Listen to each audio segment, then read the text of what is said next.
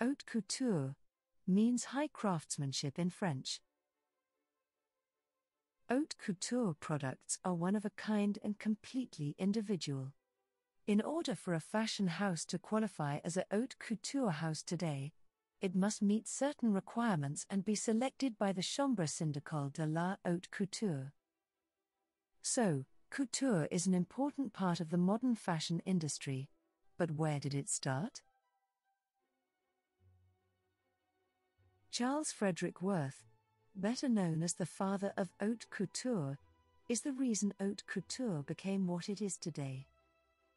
Although most of his fashion career took place in France, he was actually born in 1825 in Lincolnshire, England. He began working in the fashion industry as an apprentice and clerk for a large textile merchant in London. This allowed Worth to gain extensive knowledge of fabrics and the actual business of supplying clothing. While in London, Worth often visited the National Gallery and other collections where he studied. This fascination later helped him in his career, as elements of historical dresses in art provided inspiration for his own designs. In 1845, Worth made the bold decision to move to Paris, despite not knowing French. He quickly mastered it and took a job at the fashion house Gauguelin Piges & C, which sold textiles, shawls and a few ready-to-wear items. It is important to know that in the 19th century, clothes off the rack were not common, and DIY was having a moment. Women made their own clothes or, if they could afford to, depending on their social class, paid others to sew them.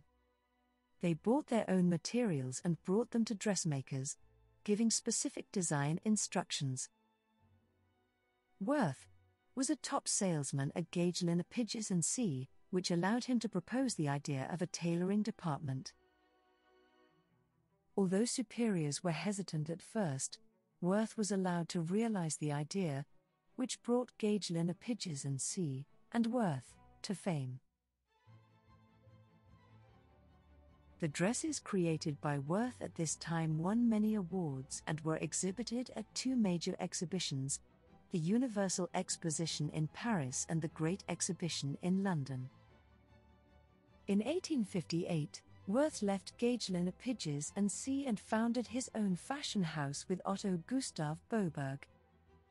The two eventually shared a partnership and the House of Worth was born. Worth and his models gained fame for a number of reasons. For Worth's success, it is important to note the time period. Under Napoleon III, Paris became the royal capital, fresh and modern. It also became a venue for state events.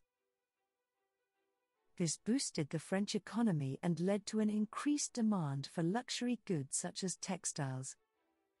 The French demand was shocking after the Revolution and helped launch Worth's career.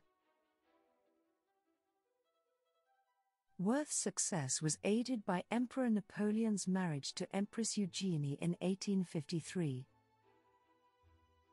Eugenie was, in fact, an influential person of her time, as her subjects at court dressed in a style similar to hers.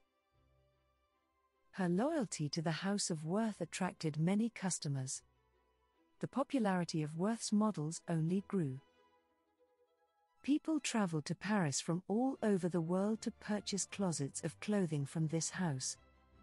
The house designed and made dresses for everyday wear, evening gowns, masquerade costumes, masquerade ball gowns, and wedding dresses. Worth was also responsible for most of the costumes for the major theaters and stars of the time. Worth continued to build his maison through self-promotion, and after his death, his two sons Gaston Lucien and Jean-Philippe took over and continued to design and create with great success.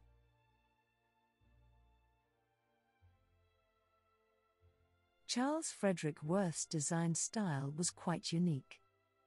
His intricate designs combined historical elements with gorgeous fabrics and extravagant finishes, that set him apart from all other designers of the time. Even now, his work stands the test of time. Many of his designs feature puffy sleeves, a trend that is still relevant today. What is most striking about this couturier's designs is his attention to detail, as exemplified by the iconic peacock dress worn by Lady Curzon. The hand embroidery stretching from the bodice to the plume of the skirt and creating the illusion of peacock feathers is simply stunning. Worth's garments can be seen in the permanent collection of the Costume Institute of America and in other collections around the world. Without Charles Frederick Worth, fashion would not be what it is today, and his name will not be forgotten. I hope.